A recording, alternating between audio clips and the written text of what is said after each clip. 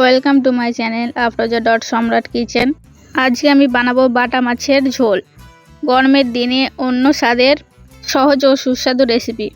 তো তোমরা ভিডিওটা প্রথম থেকে শেষ পর্যন্ত দেখতে থাকো। বাটা মাছের ঝোল বানানোর জন্য এখানে আমি 700 গ্রাম মতো মাছ নিয়েছি। মাছে আমি দিয়েছি 1 চামচ হলুদ গুঁড়ো আর হাফ চামচ লঙ্কা গুঁড়ো, আর এখানে দিচ্ছি আমি 1 চামচ লবণ, আর দিচ্ছি আমি এখানে 1 চামচ সাদা তেল। তো মাছের সঙ্গে সবকিছু ভালো করে মিশিয়ে নেব।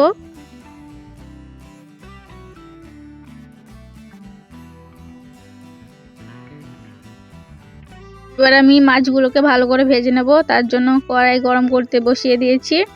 এবার আমি দিয়ে দিচ্ছি পরিমাণ মতো তেল, আর তেলটাকে ভালোভাবে 4 সাইডে ছড়িয়ে দেব যাতে মাছটা সাইডে লেগে না যায়। এবার আমি তেলটাকে ভালোভাবে গরম করে নেব। তো দেখো তেলটা ভালোভাবে গরম হয়ে গেছে। এবার আমি মাছগুলো ছেড়ে দিচ্ছি তেলের মধ্যে, আর মাছগুলোকে ভালো করে ভেজে নেব আমি।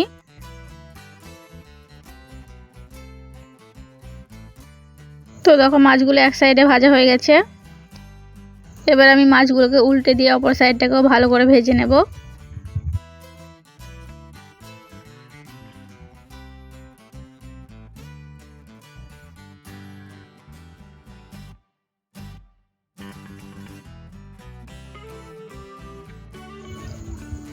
তো দেখো মাছগুলো ভালোভাবে ভাজা হয়ে গেছে। এবার আমি মাছগুলোকে তুলে নিচ্ছি, আর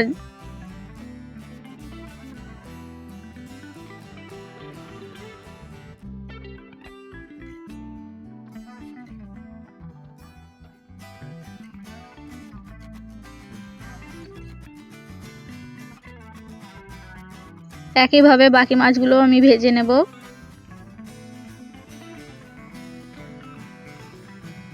মাছগুলো আমার সব ভালোভাবে ভাজা হয়ে গেছে। এবার আমি মাছ ভাজার তেলে আরও কিছুটা তেল দিয়ে দিচ্ছি। এবার আমি ফোড়নের জন্য দিয়ে দিচ্ছি একটা শুকনো লঙ্কা, একটা দারচিনি আর দুটো এলাচটাকে আমি ফাটিয়ে দিয়েছি। আর দিচ্ছি আমি হাফ চামচ মৌরি।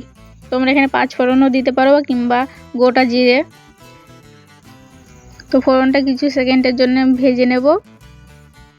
আর তেলে দিয়ে দিচ্ছি আমি 1 চামচ শুকনো লঙ্কার গুঁড়ো। এতে কিন্তু কালারটা খুব সুন্দর আসবে। আর এখানে আমি একটা পেস্ট বানিয়ে নিয়েছি। একটা টমেটো, একটা পেঁয়াজ, দুটো কাঁচা লঙ্কাকে পেস্ট করে নিয়েছি, আর এখানে দিয়ে দিচ্ছি আমি সেই পেস্টটা। এবার আমি ভালো করে নেড়ে চেড়ে নেব আর সব কিছু মিশিয়ে নেব।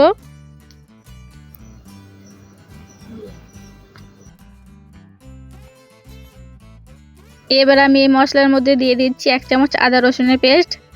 তোমরা চাইলে আদা রসুনটাকেও একসঙ্গে পেস্ট করতে পারো। তো এবার আমি আদা রসুনের পেস্টটাকেও মশলার সঙ্গে ভালো করে মিশিয়ে নিচ্ছি, আর মশলাটাকে আমি ভালো করে কষিয়ে নেব।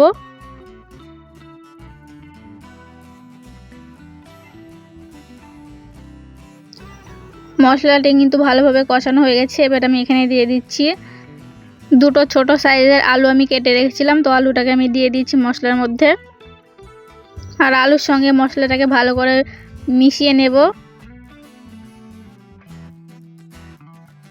এবার আমি এখানে কিছু গুঁড়ো মশলা দিচ্ছি। এখানে আমি দিচ্ছি 1 চামচ হলুদ গুঁড়ো,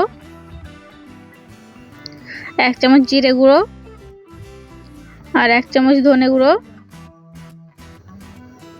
তো সব কিছুকে ভালো করে মিশিয়ে নেব আমি, আর মশলাটাকে আরও কিছুক্ষণ কষিয়ে নেব। তো দেখো মশলাটা কিন্তু ভালোভাবে কষানো হয়ে গেছে। এবার আমি এখানে দিয়ে দিচ্ছি পরিমাণ মতো পানি। তোমরা যতটুকু গ্রেভি করতে চাও সেই অনুযায়ী পানিটা দেবে।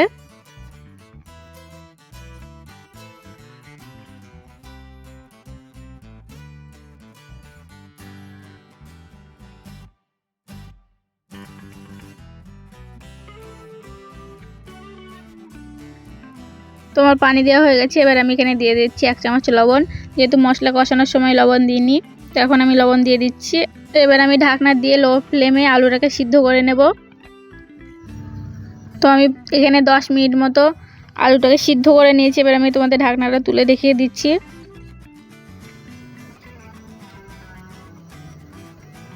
তো দেখো এবার তোমাদের আমি দেখিয়ে দিচ্ছি আলুটা কতটা পরিমাণে সিদ্ধ হয়েছে। তো দেখো আলুটা কিন্তু ভালোভাবে সিদ্ধ হয়ে গেছে। এবার আমি ভেজে রাখা মাছগুলো দিয়ে দিচ্ছি এক এক করে।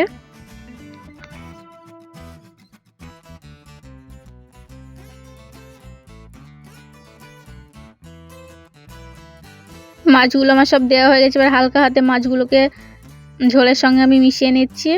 আর আরও 5 মিনিট আমি মাছের সঙ্গে ঝোলটাকে জাল দিয়ে নেব।